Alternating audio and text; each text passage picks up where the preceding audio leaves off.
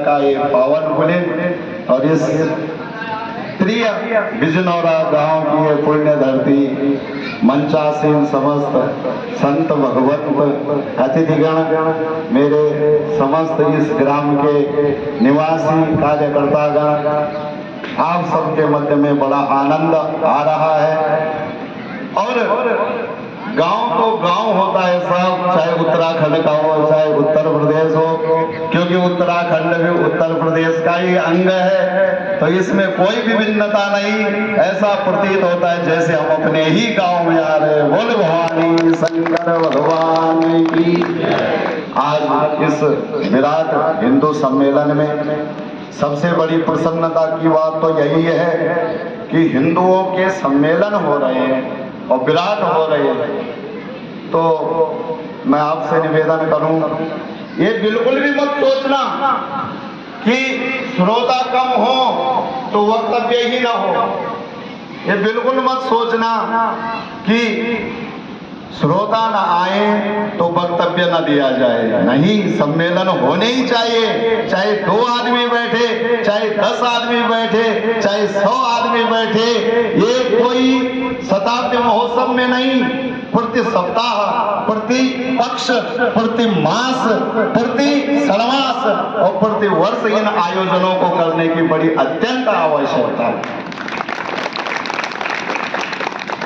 सम्मेलन का मतलब ही यही है जहां सब सम्मिलित हो जाए। अब आप प्रश्न ये करेंगे कि जब श्रोता ही नहीं है या कम है तो फिर क्यों करें। मैं आपसे निवेदन करूं, मेरे संत भगवंत सब विराज रहे हैं और विद्वान आचार्य गण भी सब यहाँ पर उपस्थित हैं। आप सबसे मैं निवेदन करूं कि शब्द ब्रह्म होता है महाराज, शब्द ही ब्रह्म है और उसका वो उद्भासित हो गया तो निसंदेह अपने लक्ष्य तक पहुंचेगा। सुनने वाले चाहे 2 हो, चाहे 10 हो अथवा 100 हो, क्योंकि शब्द ही ब्रह्म है, नाद ही ब्रह्म है। और आप सब किसान हैं, हम भी किसान हैं, और हमारे महाराज जी थोड़ी देर पहले कह रहे थे कि हम सब लोग तो किसान ही हैं, किसान के ही बेटे हैं। जितने भी बड़े बड़े महापुरुष बने हैं देश में, वो सब किसानों के पुत्र हैं, सब किसानों के द्वारा पालित है। हमें इस बात का गर्व होना चाहिए। एक बड़ा उद्योगपति, एक बड़ा अमीर आदमी बनना आसान है, लेकिन एक किसान बनना कोई आसान काम नहीं हमारा, सबसे कठिन काम है।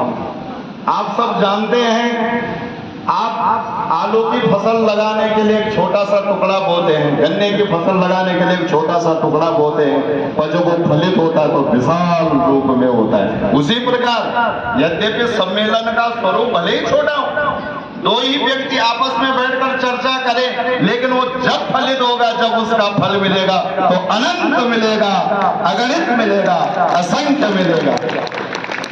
शब्द ब्रह्म का प्रभाव है। ये धरती प्रकट करती है, धरती प्रकृति है, जिसका स्वभाव है उत्पन्न करना, पैदा करना और 100 गुना देना। शतहस्त्र समाहर सहस्त्र हस्त संकर, 100 हाथों से एकत्रित करो और 1000 हाथों से लुटा दो। ये हमारे हिंदुओं का स्वभाव रहा है, ये हमारी प्रकृति का स्वभाव है। आप बीज के बोने दाने धरती में बो दीजिए अथवा फेंक दीजिए, यदि वो मिट्टी के संपर्क में आ गए, वो नमी के संपर्क में आ गए, तो निसंदेह अंकुरित होंगे, और जब अंकुरित होंगे तो पौधा भी उगेगा, और जब पौधा उगेगा तो एक दिन फल भी देगा, इसमें कोई संशय नहीं। उसी प्रकार यद्यपि ये सम्मेलन भले ही लघु रूप में हो रहा हो, लेकिन आप ये मत समझो ये हमारे सारे राष्ट्र की चेतना आज यहाँ पे एकत्रित हुई है। ये केवल बिजनौरा गांव के हमारे कार्यकर्ता, हमारे प्रिय ग्रामवासी एकत्रित नहीं हुए हैं। आज इस भगवान स्वयंभू महादेव के प्रांगण में सारा भारतवर्ष एकत्रित है। हमको ये समझना चाहिए, और सारा भारतवर्ष हमारी आवाज को सुन रहा है, हमारे विचारों को सुन रहा है, हमारी भावनाओं को सुन रहा है। पूज्य महाराज जी कह रहे थे कि हिंदुओं को एकत्रित होना होगा, जागना होगा, अपने स्वरूप को समझना होगा। पहले हिंदू शब्द की व्याख्या कर दी जाए। महाराज जी ने बड़ा सुंदर उपदेश दिया, बड़ा सुंदर यहाँ से संदेश दिया। पहले हिंदू शब्द को तो समझ ले। किसी महापुरुष का मैं वक्तव्य सुन रहा था, उन्होंने कहा कि हिनंती दोषाणी इति हिंदू, जो दोषों को समाप्त कर दे वो हिंदू है। पुनः किसी अन्य महापुरुष का मैंने वचन सुना, उन्होंने कहा कि हिनंती दूषकाणी, जो दोषक पदार्थों को, दुष्टों को समाप्त कर दे वो हिंदू है।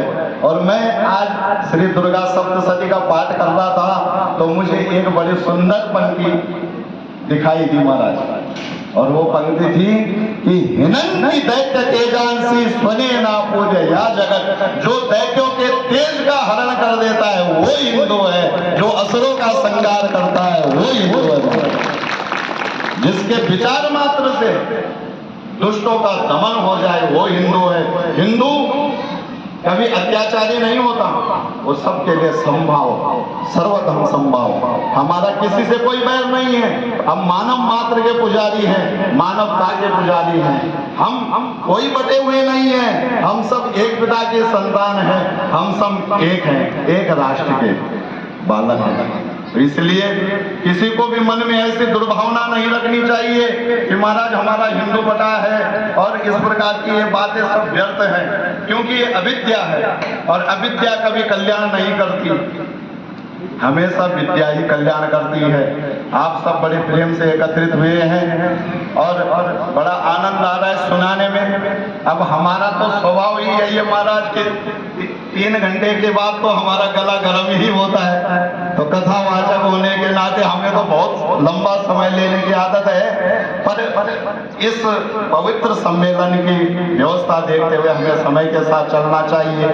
परंतु एक बात मैं जरूर कहूंगा, किसी ने बड़ी सुंदर पंक्ति कही है साहब, बोले फैसला कोई भी हो मंजूर होना चाहिए, फैसला कोई भी हो मंजूर होना चाहिए, और जंग हो या इश्क हो भरपूर होना चाहिए। और थक गए हैं हाथ जिनके पत्थरों को तोड़कर। हमारे मजदूर भाई, हमारे किसान भाई, हम सब मजदूरों की संतानें हैं, हम सब किसानों की संतानें हैं। आज कौन है जो हमें जातियों के रूप में बांट रहा है? कौन है जो हमको इस प्रकार भड़का के हमारे राष्ट्र का विघटन कर रहा है? हम सब एक हैं, किसान की संतानें हैं, मजदूर की संतानें हैं। हमारे पिता ने मजदूरी की है, हमारे पिता ने किसानी की है, तो इसलिए कहा कि थक गए हैं हाथ जिनके पत्थरों को तोड़कर, थक गए हैं हाथ जिनके पत्थरों को तोड़कर, अब तो इन हाथों में कोई नूर होना चाहिए, अब तो इन हाथों में कोई नूर होना चाहिए। तो सजाने के अलंकार के लिए कोई धनाढ्य लोगों के हाथ सजाने योग्य नहीं है। सजाने योग्य यदि कोई हाथ है तो मेरे देश के मजदूर और मेरे देश के किसानों के हाथ है, जो इस राष्ट्र का निर्माण करते हैं। बोलो भारत माता की जय। भगवान भवानी शंकर का ये पवित्र प्रांगण है और शिव पुरुष हैं और शक्ति प्रकृति है। शिव और शक्ति ही इस सारे जगत को चला रहे हैं। हम किसी को अपने से अलग इसलिए भी नहीं मानते क्योंकि हमारे पूर्वजों ने कहा है कि सा देवी जगताम माता सा शिवो जगताम पिता पितु शुश्रूर सगे नित्यम कृपा धिक्यम विवर्धते। शिव महापुराण गर्जना कर रही है। बोले वो देवी, सा देवी कौन? जो प्रकृति स्वरूपा है, जो उत्पन्न करती है, जो बुद्धि स्वरूपा है, जो शक्ति स्वरूपा है। सा देवी जगताम माता, ये तो जगत माता है। और सा शिवो जगताम पिता, ये भोले बाबा विराज रहे ना जो अंदर, ये केवल बिजनौरा गांव के नहीं है, सारी सृष्टि के पिता हैं। तो सा शिवो जगताम पिता और पितु शुश्रूर सके नितम कृपा धिक्यम विवर्धते। बिना इनकी कृपा के कोई फल फूल सकता ही नहीं है। तो कोई किसी भी स्वरूप में हो, भाई भोले बाबा के भगत तो विदेशों में भी बहुत हैं और भोले बाबा के मंदिर तो महाराज जर्मन जापान में भी है।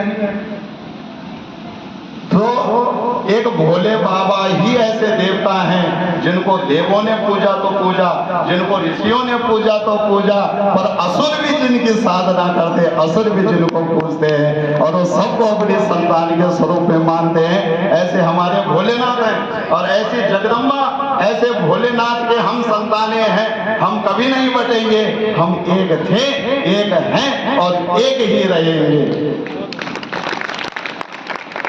सर्वे भवन्तु सुखिनः, सर्वे सन्तु निरामयाः। सभी सुखी हो, हम किसी के लिए दुष्ट कामना, दुष्ट भावना नहीं करते।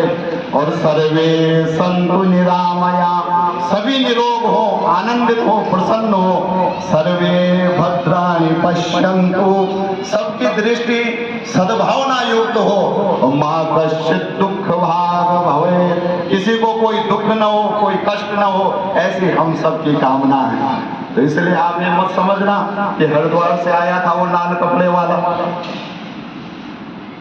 गढ़वाल का निवासी। हम आपकी ही संतानें हैं, आपके ही बच्चे। क्योंकि गांव गांव होता है, चाहे उत्तराखंड का हो, चाहे उत्तर प्रदेश का हो, चाहे हरियाणा का हो। गांव, असली भारत गांव में ही रहता है महाराज। इसलिए गांव की मिट्टी चंदन के समान है। तो इसकी महत्व को समझना पड़ेगा। जो इससे एक बार अलग हो जाता है तो फिर वो दूर होता चला जाता है। इसलिए बहुत अधिक समय आप सबका नहीं लूंगा। यदि कोई मेरी बात से आपके हृदय को क्षोभ हुआ हो तो अपना छोटा भाई, अपना बेटा समझ करके क्षमा करेंगे और सबके कल्याण की भावना के साथ। और कभी माखन लाल चतुर्वेदी की एक पंक्ति बोलूंगा कि मुझे तोड़ देना बनमाली, उस पथ पर जा देना फेंक। मुझे तोड़ देना बनमाली, उस पथ पर जा देना फेंक।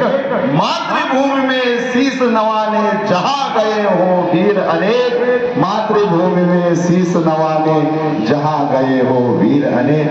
बहुत बहुत धन्यवाद सबको। जय सिया राम, जय बद्री विशाल, भारत माता की।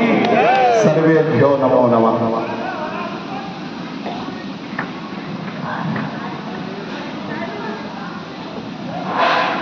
आचार्य जी का बड़ा सुंदर हिंदुत्व जगाने का और गांव हमारा वाकई बहुत सुंदर बन दिया गांव के और किसानों के लिए।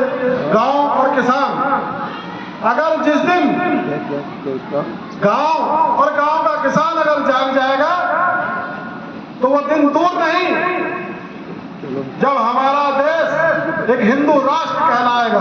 भारत माता की जय।